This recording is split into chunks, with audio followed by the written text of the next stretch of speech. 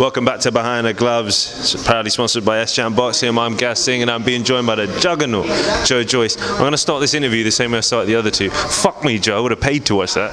Yeah, it's good spars going on there, man. It's it's action end of the training camp, and just start. Everything's like clicking, and I'm getting like ready and more fit and just even better. I'm leveling up each week, so it's finally coming together, and it's finish line in sight.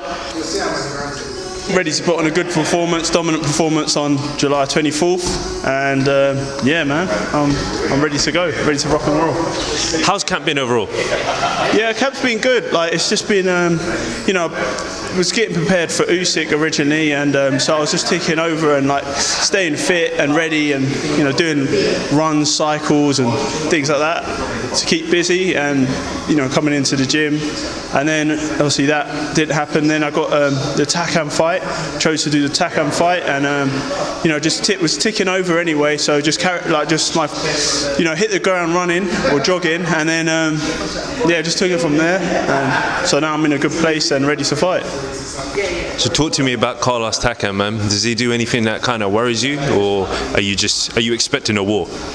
Yes, he always is in fit and shape. He's strong, he's experienced, and durable as well. So it's going to be hard to get him out of there, and he's going to be coming over with some bombs, trying to knock me out, working the body.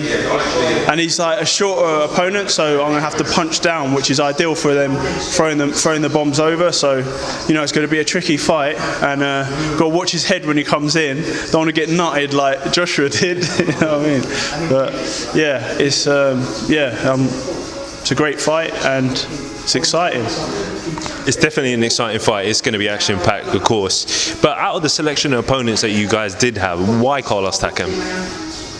He's a big name. He's fought all the big names in the sport, and I want to stay active and ready for these big fights. So Takam's a great fight, great for the fans, and I just want to put on a brilliant show. And if you look at my record, like all the fights I've had, they're good fighters. So I'm going to continue that trend on the way to a world title. And obviously, before the Takam fight, there was shitloads of talk about yourself fighting Usyk for the WBO interim world title. What's your mindset like going into this, seeming that everybody's linked you with Usyk for so long? My mindset's good. Obviously, there's a bit of bad news with the Fury camp and COVID in Fury camp, so that's gonna. Boxing is just like a soap opera, man. There's like so many chops and changes and things happen and drama, but that's why we love it. No, you're exactly right. I was going to ask you about the Tony Yoka, but Sam's already answered the question, so I'm not going to ask you now. But in terms of Usyk, regardless of what happens between him and AJ, he's someone that you fought in a WSB. Is that a fight that you'd like in the future anyway? I mean, if the fight makes sense and it's for a title, then yeah, I'll definitely consider rematches. Even Yoka's name he was mentioning, but until he gets to a level and has something to offer, then I'm just going to continue on my journey to the top. And just break down that fight for me, AJ Usyk. How does that go how do you think that fight pans out? I think obviously Joshua's going to try to keep it at range and try and land that straight backhand and try and catch him. But Usyk's going to be, using it on his bike, using his footwork, slipping, and trying to come back with a few shots and just, I think, try and outpoint him, where Joshua's going to want to nail him, and is he going to be able to hit him?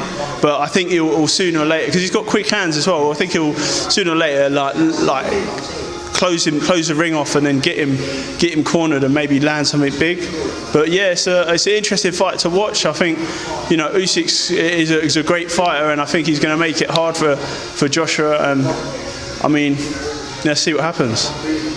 Perfect. You mentioned it just a couple of minutes there, but obviously Fury and Wilder has been called off because of COVID and now moved back till October. Do you think that helps in making the fight that we all want to see, AJ against Fury? Yeah. October. Talk to me. Tell me your thoughts. Okay, so yeah, of course the Joshua Usyk's going to happen first, and then there's going to be the final fight with let's hope it's final with Fury and Wilder. I guess it's disappointing for Wilder, like especially in his training, but I guess it gives him more time to prepare. And yeah, Fury, unlucky, he's got the Rona, but yeah, I think he'll pick it up and hopefully they'll get it on. But if not, you never know what's going to happen. They might just like turn around and then it's like a Joshua Fury or something. Oh, I don't know. You don't know what's going to happen.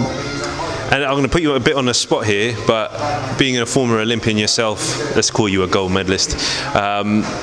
The Olympics are about to occur again in a month's time. Are there any standout stars in the GB squad that you've been watching that you think will go all the way?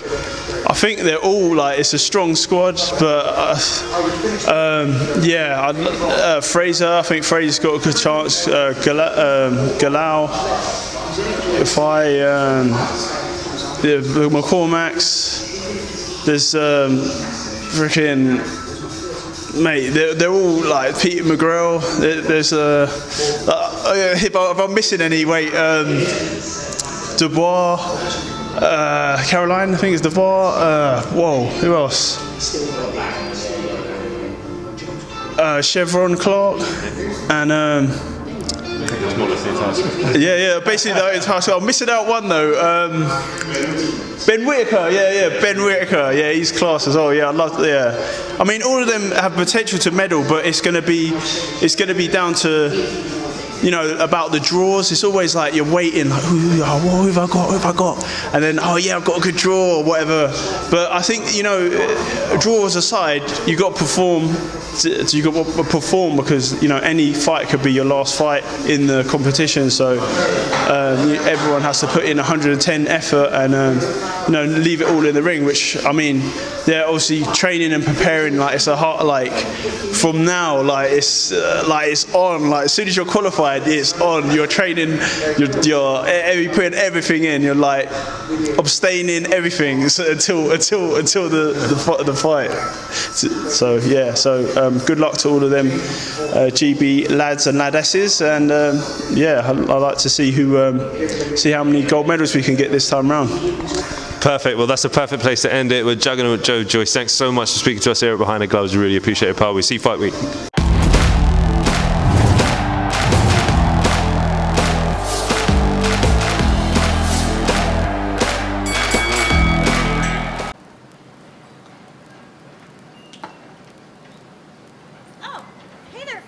Didn't see you there. If you guys haven't already subscribed to my YouTube channel, make sure you go to do so by clicking right here, or else.